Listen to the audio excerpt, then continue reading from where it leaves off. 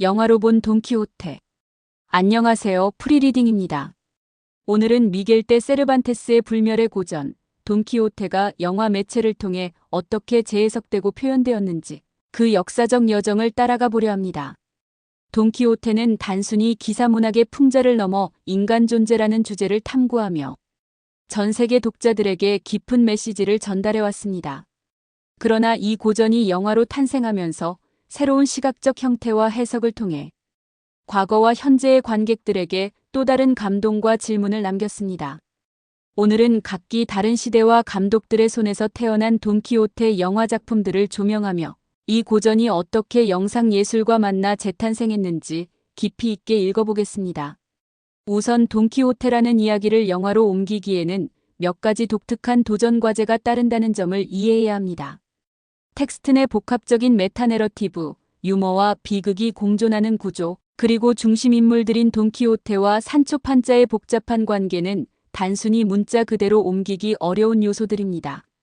그럼에도 불구하고 20세기 초부터 이 작품에 매료된 수많은 감독들이 도전하며 영화적 언어를 통해 새로운 방식으로 이 이야기를 생동감 있게 표현하고자 했습니다. 먼저 우리가 살펴볼 첫 작품은 1957년에 프랑스와 이탈리아의 공동 제작으로 완성된 돈키호테입니다. 이 영화는 러시아 출신 감독 그레고리 코즈체프의 작품으로 서유럽 사회에서 인간성과 이상주의를 되새깁니다. 코즈체프 감독은 이 고전을 단순히 재현하는 것이 아니라 당대 사회 현실에 대한 비판과 인간 존엄성에 대한 회복을 중심 테마로 삼았습니다. 흑백 필름으로 제작된 이 작품은 특히 섬세한 미장센과 몽타주 효과를 사용해 돈키호테의 비극적이고도 희극적인 모험을 시각적으로 표현하며 원작의 철학적 깊이를 영상미와 함께 제시한다는 점에서 당시 평단의 찬사를 받았습니다.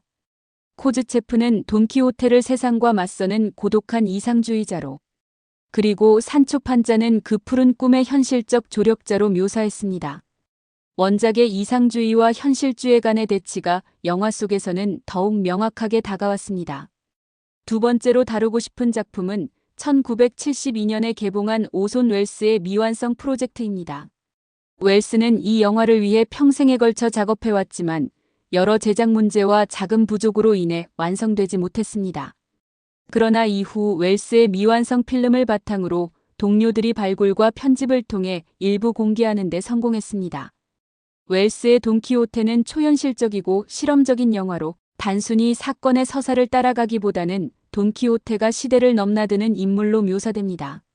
그는 돈키호테를 20세기 현대 세계에 위치시키며 빠르게 변화하는 현대 문명 속에서 고전적 이상이 얼마나 낡고 진부한 것인지를 보여주며 결국에는 사라질 것을 암시합니다. 웰스는 현대 도시를 배경으로 돈키호테가 여전히 자기만의 이상에 몰두하며 세상과 충돌하는 모습을 그렸습니다. 그는 전통적인 서사를 해체하고 현실과 환상의 경계를 허물어 관객들에게 새로운 해석의 기회를 제공합니다.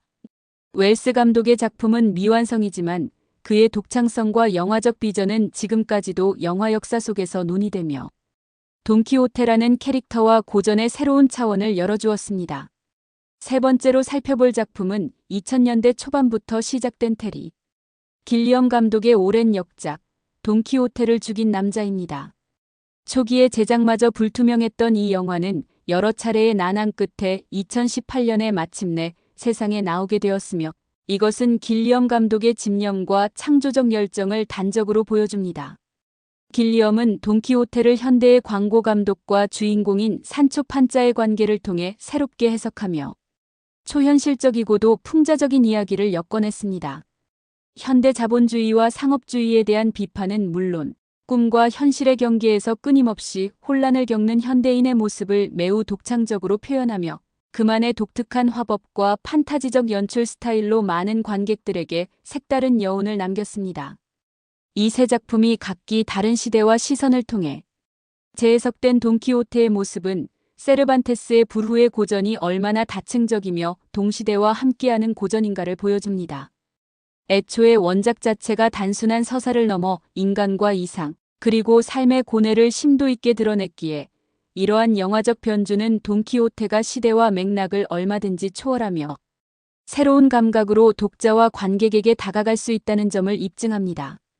세르반테스가 묘사한 돈키호테의 이상주의와 자기인식의 싸움은 시대를 넘어 현대 영화 언어로 재해석되면서 또 다른 철학적 질문을 던집니다.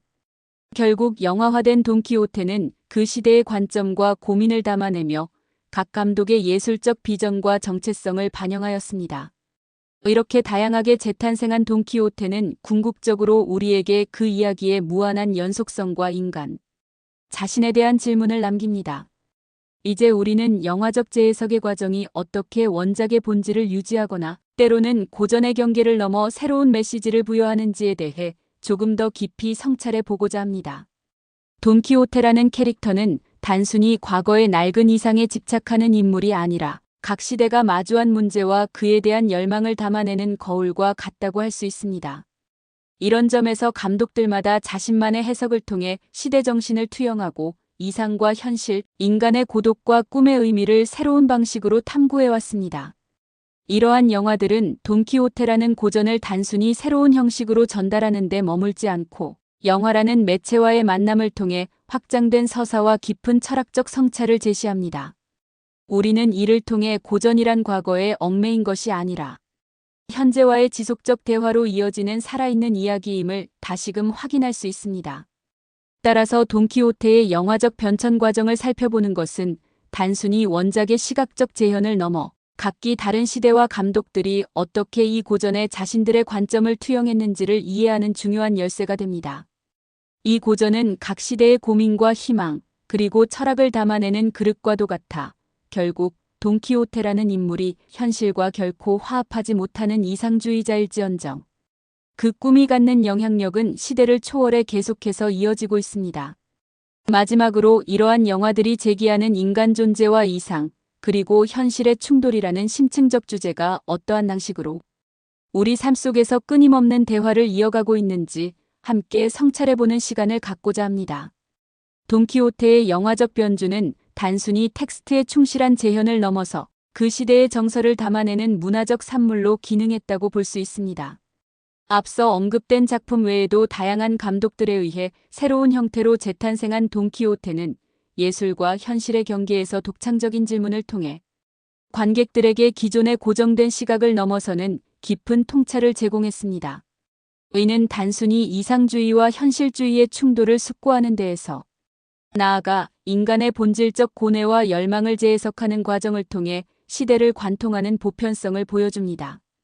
이렇게 고전은 자유로운 해석을 허용하며 다시금 창조된 예술 속에서 그 생명력을 계속 이어갑니다.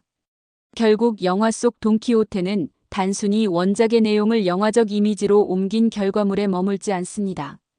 그것은 각 시대와 사회, 그리고 감독 개인의 예술적 역량을 담은 하나의 독창적 작품으로 기능하며 누구나 품고 있는 인간 존재에 대한 깊은 질문을 던집니다.